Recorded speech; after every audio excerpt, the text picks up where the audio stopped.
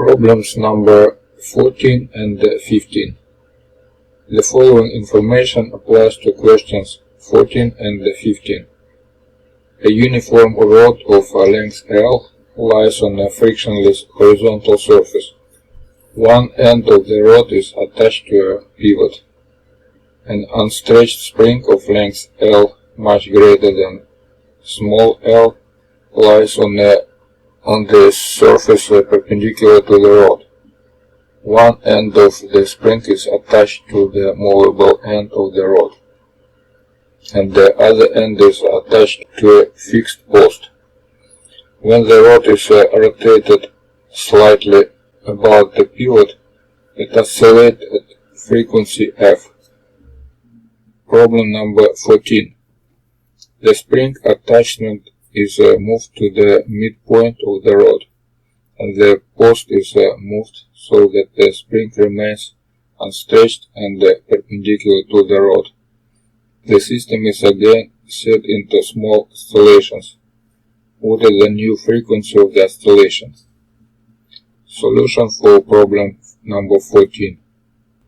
Suppose that the moment of inertia of this rod around the pivot is I, and we made a displacement of right end by small angle theta. In that case, displacement of this spring will be r theta, and the force from the spring will be negative kr theta. It means that now we can write equations for motion of this rod, for rotation of this rod. It's equal I alpha, where alpha is angular acceleration, multiplied by force and multiplied by distance from pivot to the spring end.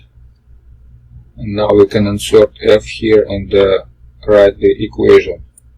This equation I alpha equal negative kr squared theta is a regular equation for harmonic oscillation, because alpha is angular acceleration and theta is a corresponding angle. From here we can find what is frequency. Frequency equal to this expression, and we see that it's proportional to distance from pivot to the spring end. It means that for the problem number 14 we reduce this distance twice. It means that frequency will reduce twice, and that the correct answer is A for problem number 14. That's the answer. Problem number 15. The spring attachment is moved back to the end of the rod. The post is moved so that it is in line with the rod and the pivot, and the spring is unstretched. The post is then moved away from the pivot by an additional amount L. What is the new frequency of oscillation?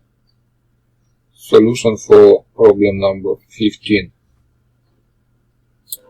Now, because we have initial extension of this spring is L, we can assume that this force from spring will be constant, because enlargement is very small compared to length of this L.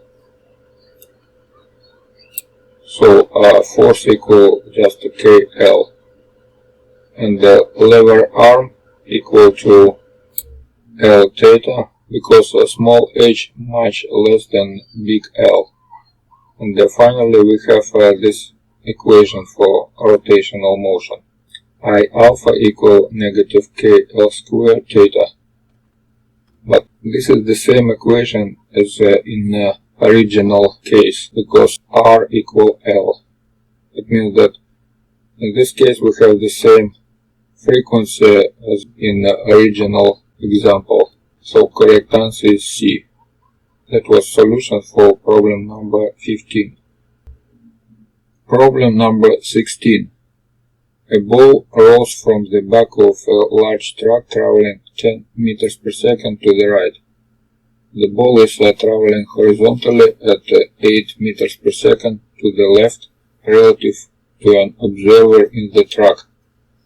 The ball lands on the roadway 1.25 meters below its starting level. How far behind the track does it land? Solution for problem number 16. First, we can write the equation for fall of this ball. Height h equal 1/2 gt squared. And from here we can find what is time to fall down. That will be square root from 2h over g, or half second. And now we can find what is total distance relative to track. That will be vt, where v is speed of ball relative to track, and time t is half second. Answer is 4 meters, which is answer C.